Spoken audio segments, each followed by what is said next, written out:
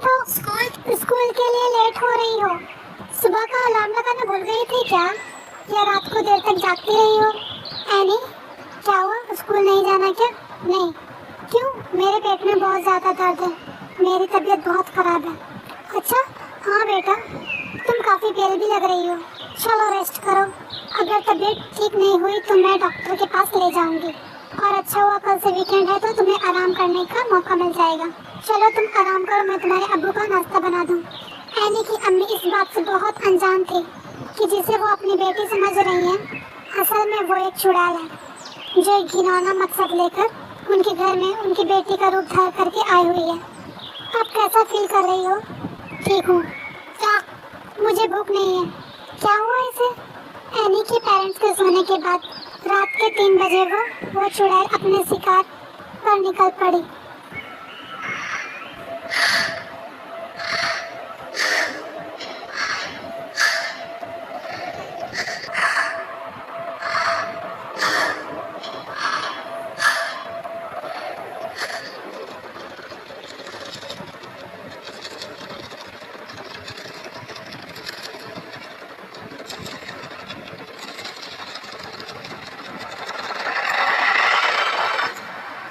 चुड़ैल का हर रात यही काम था। वो एनी के पेरेंट्स के सोने के बाद रात को अपने शिकार पर निकल जाती और वापस आकर एनी के जगह पर सो जाती।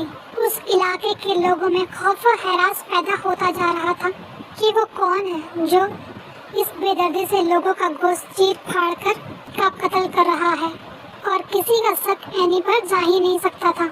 एनी के पेरेंट्स अपने अजीबोगरीब रवैया देखकर एनी का फिक्र करने लगे थे। एनी की अम्मी समझ ही नहीं पा रही थी कि उनकी बेटी उनके साथ ऐसा बिहेव क्यों कर रही है। 4 दिन हो गए थे और उन्हें लगा कि उनकी बेटी की तब्दीली में कोई भी बदलाव नहीं आ रही थी, और ना वो सही तरह से बात कर रही थी और ना ही घर पर कुछ खा पी रही थी। और उन्होंने बहुत बार उसे डॉक्टर के पास ले जाने के लिए कोशिश की, पर वो नहीं मानी। हमेशा वो यही कहती रही कि मैं ठीक हूँ, और स्कूल नहीं जाने के लिए भी वो कोई ना कोई बहाना करती रही। एनी का ये बिहेवियर देखकर मुझे बहुत परेशानी हो रही थी। कभी कभार तो मुझे ऐसा लगता है कि वो एनी है ही नहीं। कल भी अगर उसका ऐसा रवैया रहा तो आप प्लीज किसी साइकियाट्रिस्ट से बात करें। अम्मी मेरी मदद करें। अम्मी मेरी मदद करें। अम्मी मेरी मदद करें।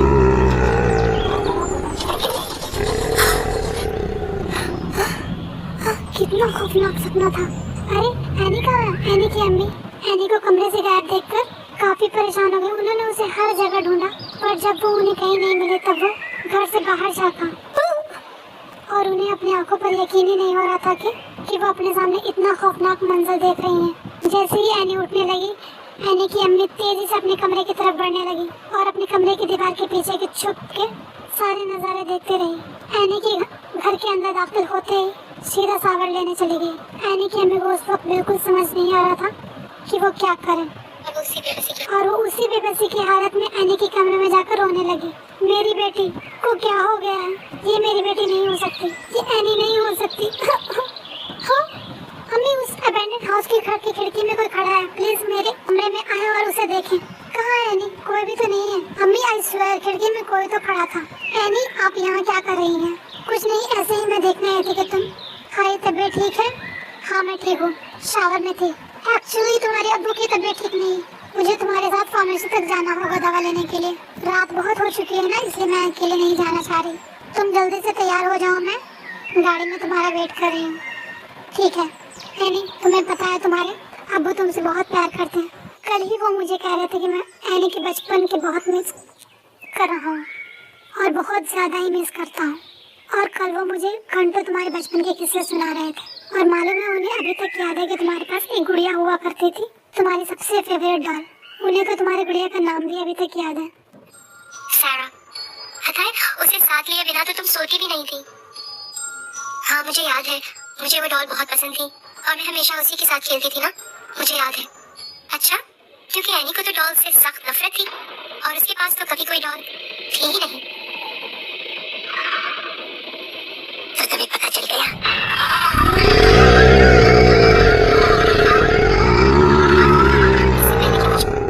इससे पहले कि वो जो चुड़ैल की मॉम पर हमला करती, उन्होंने जल्दी से गाड़ी को लॉक करके कार के पीछे से पेट्रोल निकालकर गाड़ी के पीछे छिड़कना शुरू किया। अम्मी अम्मी आप क्या कर रही हैं? मैं आपकी बेटी हूँ। एनी आप क्या कर रही हैं? आप क्या कर रही हैं अम्मी? प्लीज दरवाजा खोलें। नहीं, तुम एनी नहीं हो सकती क्योंकि मेरी एनी उस अबैंडन हाउस में कैद है। और इसी तरह एनी की माँ ने उसे वहीं जलाकर राख कर दिया। उसके बाद एनी के पेरेंट्स ने उसको फौरन उस अबैंडन हाउस में से बाहर निकाला और एनी की हालत देखकर वो रो पड़े।